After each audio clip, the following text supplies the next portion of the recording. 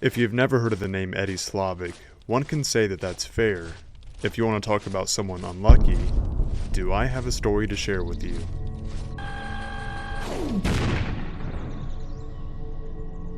The sound you just heard was a tank turret rotating and firing a shell, something Eddie Slovik wanted nothing to do with.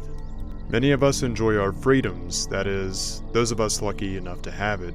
World War II was a time in history many had to fight for it, and when millions of people are involved, it doesn't come to much surprise that the Selective Service drafts people into the war effort.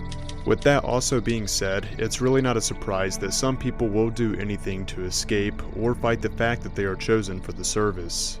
So is the story of Eddie Slovik, or Slovik. To make it easier, I'll call him Eddie for the rest of the video.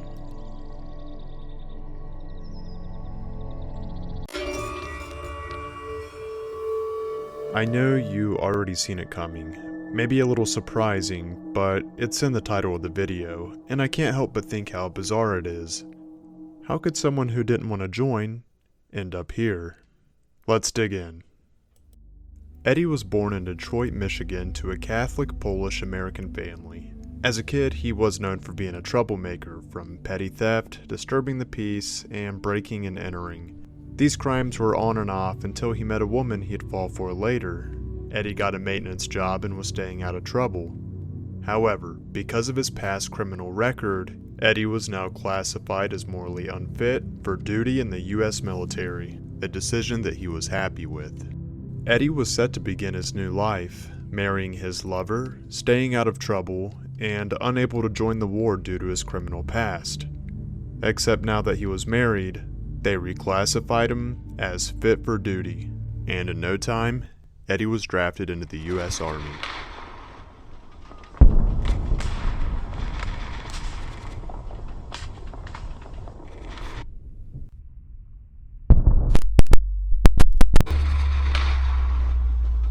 Eddie was terrified, and he really hoped that he would be on guard without having to leave the country. But things wouldn't work out this way. After several months of training in Texas, Eddie was sent off to France to fight the Germans. Operation Overlord took place with the intense entry of American, British, and Canadian soldiers. D-Day had commenced in June, and Eddie got to show up to the war and occupied France just a couple months later in August of that year. This gave Americans time to set up camps in France while pushing the Germans back. While it was no easy task, it would give new infantry like Eddie an easier entrance into the war. The liberation of France falls between August 19th and August 25th. Around that time, on August 24th, Eddie was sent as a replacement soldier assigned to the 28th Infantry Division. Eddie stayed in the back of his division overnight, but then he would be assigned with 15 other men in the 109th Infantry Regiment the next day. Here's where things get a little shaky. Heavy shelling from the Germans came in during an assigned route in northern France just within the next week. The night sky was lighting up. Eddie and his friends separated from their company to crawl under a rocky area. His company carried on fighting against the threat. Eddie's company consisted of 100 to 250 men. As far as the Germans they were fighting, the numbers were unknown. Eddie's company advanced the next morning, continuing their mission, except one thing. Eddie and his friend were still hiding underneath a rock. His company didn't intend to leave Eddie behind, however, Eddie and his friend did make the choice to hide under it during combat. Now, the overnight shelling terrified Eddie, and it was to his relief, although brief, that he found a Canadian military police unit that morning occupying a town.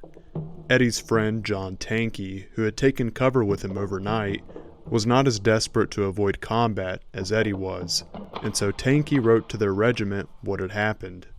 Eddie was now thinking about desertion. He didn't want to go back to war. Eddie said he would rather sit in a military prison to avoid combat. Hindsight is 2020. He had never heard of allies being executed for desertion.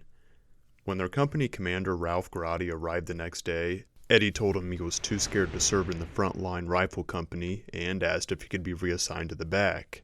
Following that, Eddie went a step further and said if he doesn't get sent to the back, that he would run away. After stating that, he asked his commander if that would be considered desertion, resulting in a court-martial.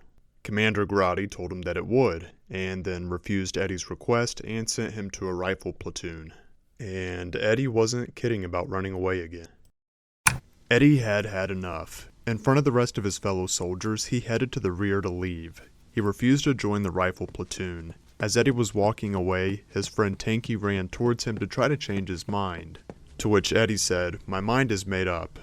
Eddie walked for several miles to a separate regiment and approached an enlisted cook. And this is where Eddie seriously incriminates himself. He hands him a letter explaining why he's deserting with his signature on it.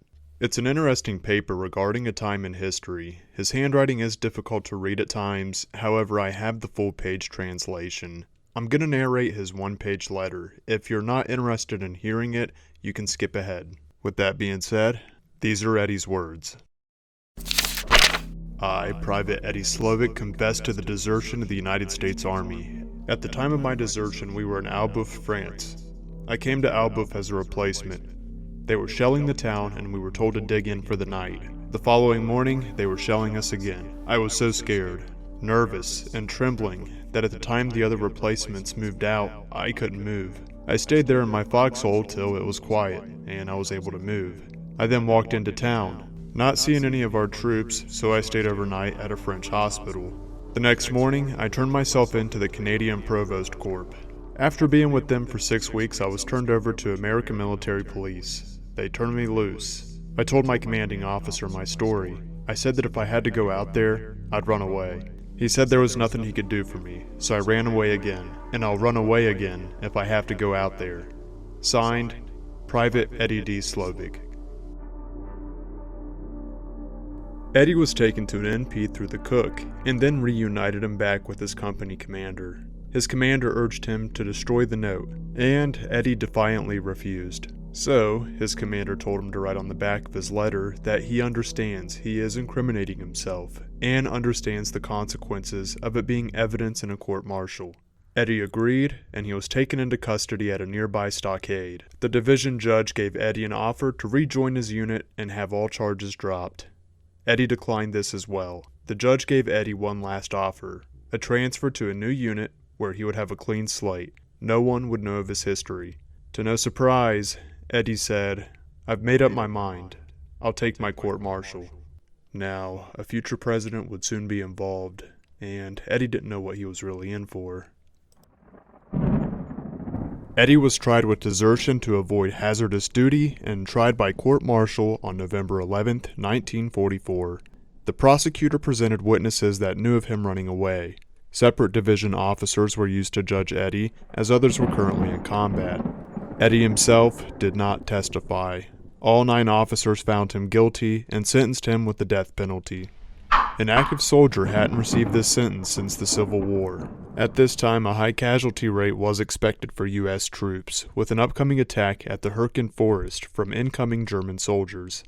Eddie was petrified. He wrote the Supreme Allied Commander, General Dwight D. Eisenhower, pleading for clemency. However, the judge had already stated this after the sentencing. "If I had let Slovik accomplish his purpose, I don't know how I could have gone up to the line and look a good soldier in the face." Eisenhower reviewed and confirmed the order. He stated it was necessary to discourage further desertions. Everyone else Eddie shared the stockade with that were also there for desertions had all got dishonorable discharges and prison terms. Eddie was out of options. The timing of his appeal to Eisenhower couldn't have been at a worse time. The Ardennes offensive was being initiated, the Germans' attempt at turning the war around on the Allies. Eisenhower upheld the order on December 23rd. And on January 31st, Eddie Slovik was stripped of all Army insignia.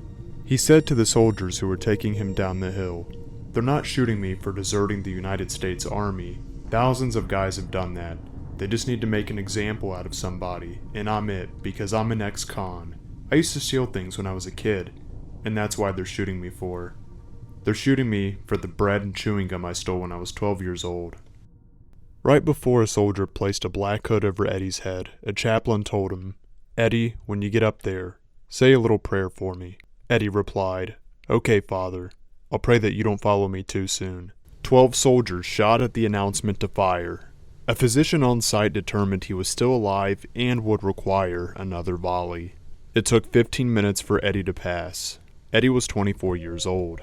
This is a moment in history debated today, as unjust by some and by others justified. How do you think Americans would react to these circumstances in a modern war today? And what do you think of this one? Leave me a comment below, and like this video to show support, and be sure to subscribe for more bizarre true stories. See my playlist for rare and bizarre war stories for more, and also share to support these videos.